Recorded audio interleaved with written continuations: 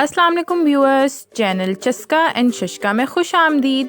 हमारी रेसिपीज़ को फॉलो करें, चस्के लेके खाएं और शशका कराएं। डियर फ्रेंड्स, आज हम बनाने जा रहे हैं बीफ चॉप्स यानी कि गाय की चांपें।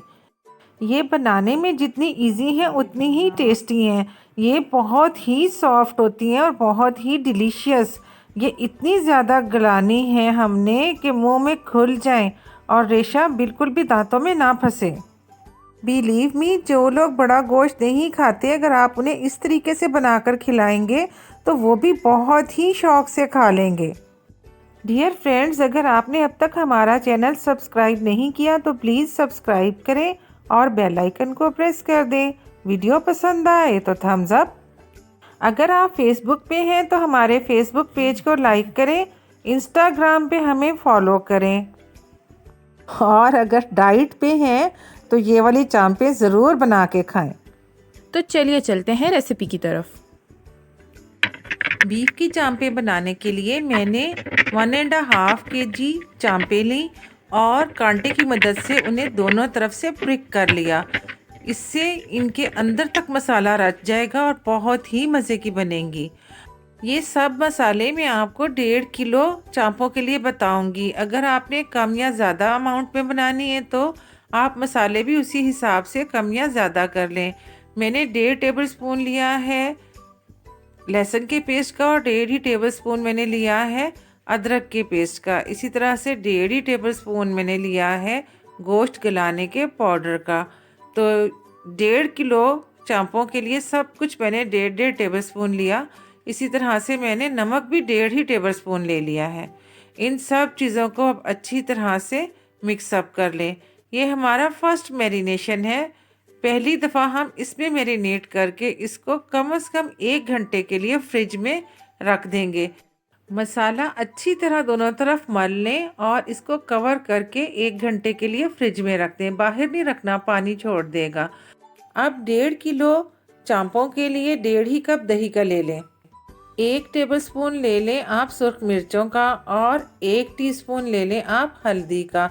ये सारे मसाले इसी मेज़ान से डाल लें। हाफ़ टेबल स्पून ले लें अजवाइन का। इसी तरह से हाफ़ टेबल स्पून ले लें गरम मसाले का और 1 टेबल स्पून ले लें चाट मसाले का।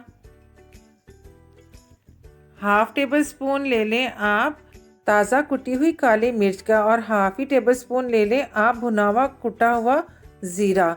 इसी तरह से 1 टेबल स्पून आप ले लें खुश्क पिसा हुआ धनिया और इसके अलावा ले लें आप half tablespoon chilli flakes का यानी कि कुटी हुई लाल मिर्चों का और 1 टेबल स्पून ले लें हरी मिर्चों का पेस्ट।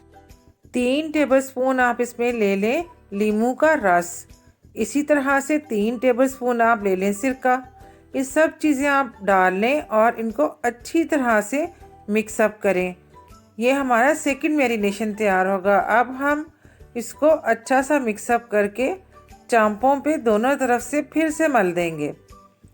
1 घंटे के बाद हमने ये चांपें निकाल ली हैं बाहर और इन पे ये नया मसाला मल दिया। पहले वाला लगा रहेगा, उसको धोना नहीं है, उसी के ऊपर ही ये लगा दें। आपने ये नोट किया होगा कि पहले वाले मसाले में हमने नमक डाला था और लहसुन अदरक भी डाला था, वो हमने यहाँ नहीं डाला। हमने ना नमक डाला ना लहसुन अदरक। अब इसको ढक के फ्रिज में 24 घंटे के लिए रख दें और 24 घंटे के बाद इन सब को अलग अलग फॉइल पेपर्स के अंदर रैप कर दें। एक बड़े खुले देगचे में आप 3 लीटर पानी के डाल लें। स्टीमर है तो स्टीमर यूज़ कर लें। इसमें इस तरह से एक स्टैंड रखें। स्टैंड के ऊपर एक जाली रखें। मैंने नॉन स्टिक जाली ली है, अगर आपके पास कोई दूसरी लोहे की जाली है वो भी रख सकते हैं।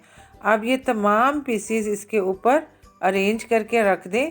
बहुत ज़्यादा नहीं भरना इसको, बस साथ साथ करके रख सकते हैं आप।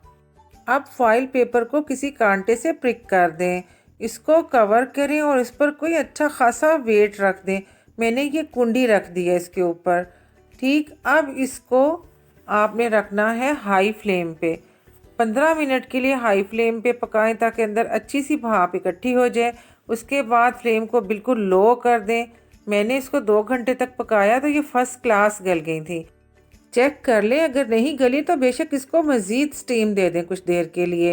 ये मैंने खोला, इतनी मज़े की खुशबू आ रही है कि सोच है आपकी, और इंतहाई सॉफ्ट हैं और खाने में तो इतनी यम्मी है कि मुंह में घुल रही हैं। सुना है कि दिल को जाने वाला रास्ता पेट से होकर जाता है, तो इस रास्ते पे जाने के लिए आप इन चांपों का बहुत बेहतरीन इस्तेमाल कर सकते हैं। इस रेसिपी को ज़रूर ट्राई करें और इन्जॉय करें।